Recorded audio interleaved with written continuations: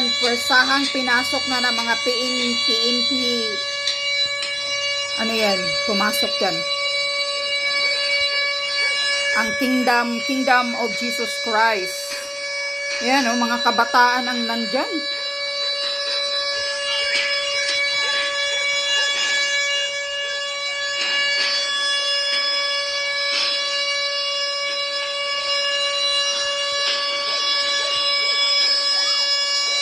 Grabe, niransak na parang kriminal ang hinahanap. Ayan, ang mga PNP SAP. Yan ang balak ng administrasyon ito. Kaya nilalagyan ng 2 batalyon ang Davao muna. Ganyan ang balak. Kaya nilusob na ang Kingdom of Jesus Christ ng mga SAP.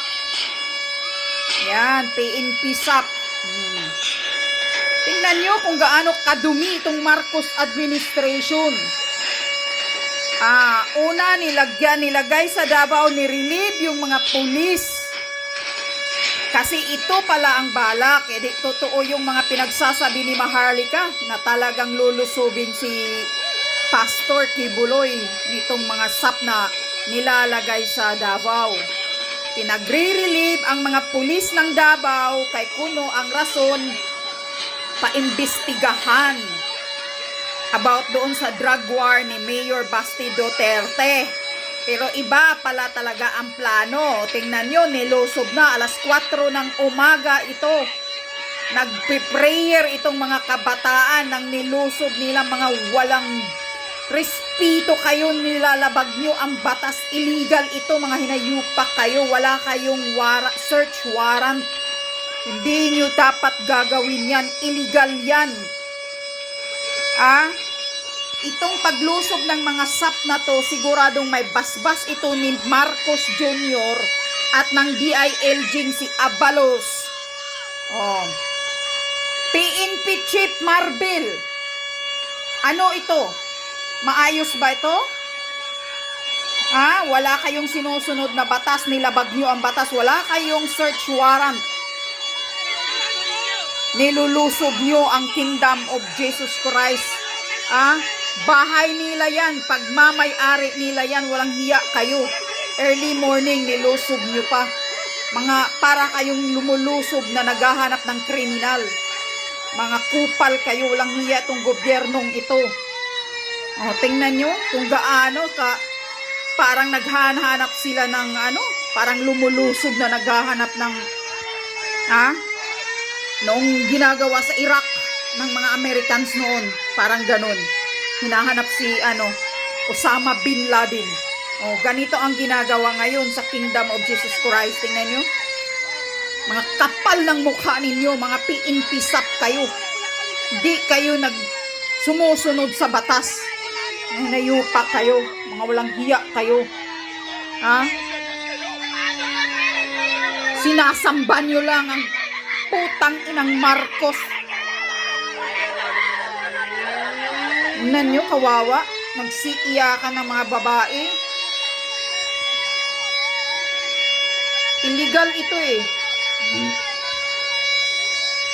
Talagang illegal na illegal to. Kakasuhan nyo yung lahat ng SAP na yan. Korte Suprema, umaksyon ka dito. Huwag kang kumakampi kay Bangag Marcos Jr.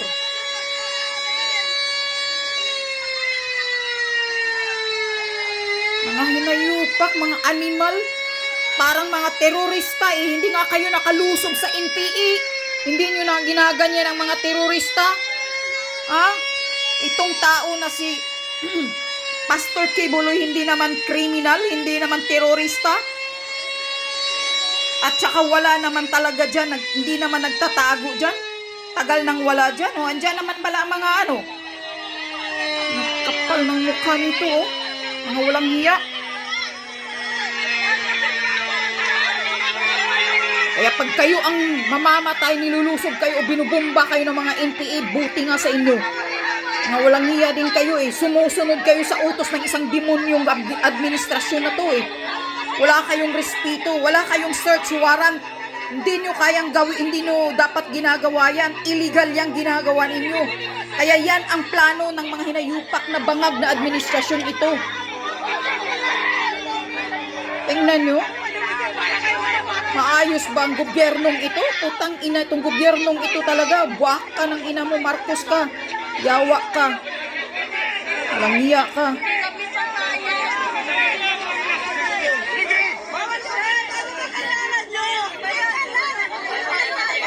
Nilulusog nila, papasokin nila, papakitaan nyo, gamitin nyo yung batas. Sana may search warrant kayo bago nyo ginagawa yan. Wala kayong prosesong sinusunod, basta lang sumusunod kayo sa mando ni Abalo, sa DILG, mando ni Marcos Jr. o mando ni Marbil.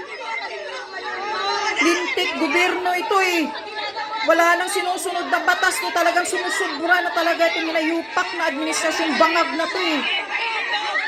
Aabuso na ito, pang-aabuso na ito eh. Kaya huwag kayong magsisisi kung marami na namang babalik na pagkarebildi. Yan oh. Yan, hindi na makikita ang video.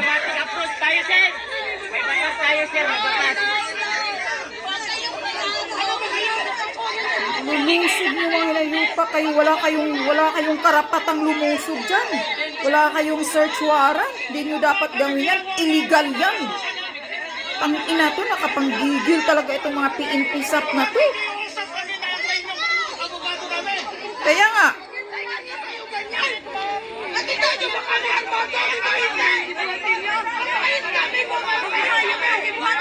Ginawa namin.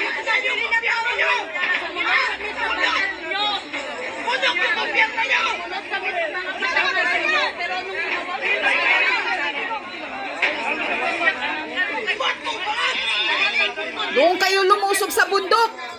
Mga SAP. Lusobin nyo ang mga rebelde, mga terorista. Hindi yung mabuting tao. Doon kayo lumusog sa ano. Nakupal kayo. Pangina ninyo, nakapanggigil kayo. Sumusunod lang kayo sa mando ni Bangag. Kahit bina-violate ninyo ang batas.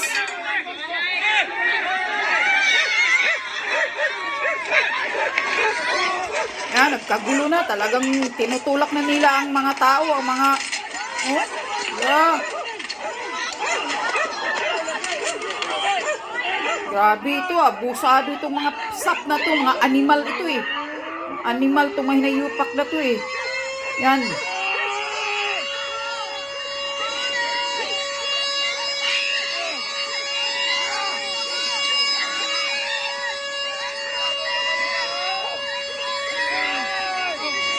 Wala, nagkagulo na.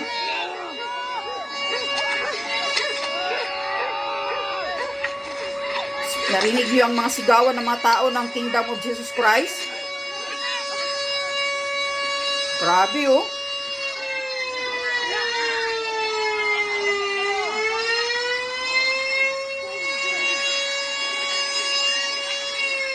Hindi na nga makita sa video oh.